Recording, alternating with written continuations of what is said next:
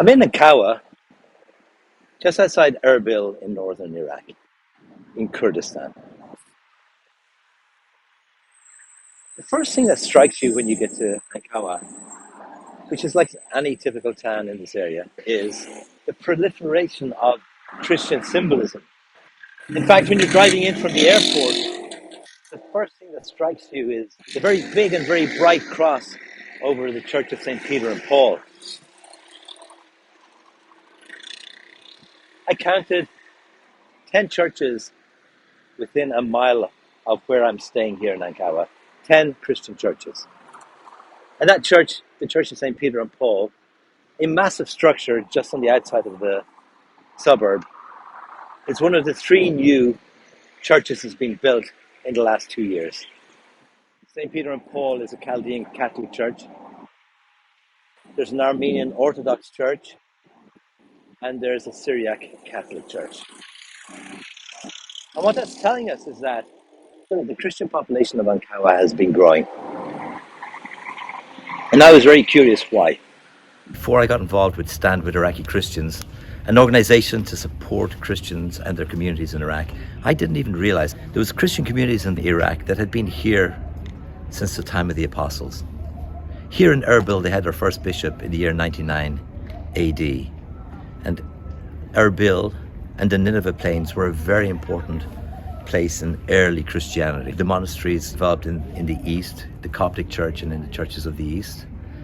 And the history of Christianity is really important in the story of Iraq. Iraq is one of the last places we'd expect one of the oldest Christian churches in the world. But we forget that long before the Middle East became majority Muslim and Arab, the Apostle Thomas is believed to have gotten all the way to the north of India. On his way, he founded churches, and he went through the areas we now call Iraq and Iran. The Apostolic Church, established by the Apostles Thomas, Bartholomew, along with Addai of Edessa, was called the Church of the East. This church, that originally developed amongst the Assyrians during the 1st century in Upper Mesopotamia, which we now call Iraq, continues to this day in the Assyrian Church of the East and the Chaldean Catholic Church.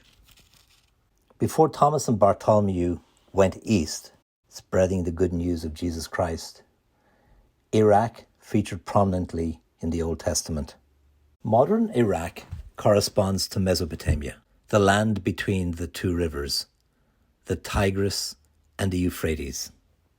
In Genesis, we find Eden, humankind's first home, in or near Mesopotamia, as we're told that both the Tigris and the Euphrates flow from the river in Eden. The Tower of Babel was built there. Abram was born there. Isaac took a wife from there. And Jacob lived there for 20 years. Although these patriarchs settled in Canaan, their original homeland was Mesopotamia or Iraq.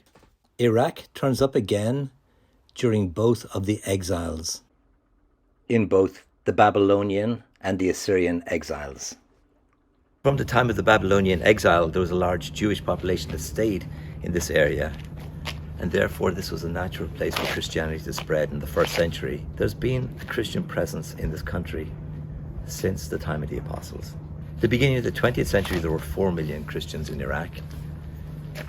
In 2003, before the American invasion, there were 1.5 million left. Today, there are less than 250,000. And this community that has stayed Christian is in danger of disappearing in our lifetime. I'm here with Stand With Iraqi Christians. We've been supporting farms on the Nineveh Plains, family farms. We've been helping in education projects, and we've been helping small businesses develop. And I'm here to see what's happened over the last 2 years. Here in Erbil, where there's a Christian suburb called Ankawa, a lot of progress has been made by the Christian community. A lot of the Christians who came here during ISIS have stayed here. Probably about 40% have gone back to the Nineveh Plains.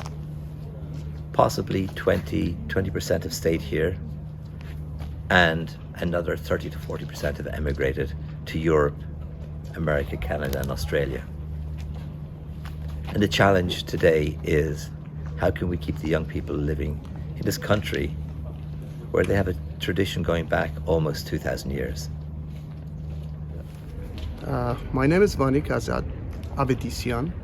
I'm originally Armenian, but I grew up in Baghdad. We moved from Baghdad to Erbil because of the security situation happened in Baghdad after 2003. Living good life here, safety. We hope, all what we hope is to keep the Christianity here in Iraq, all Iraq, and keep it safe. That's all what we need, and all.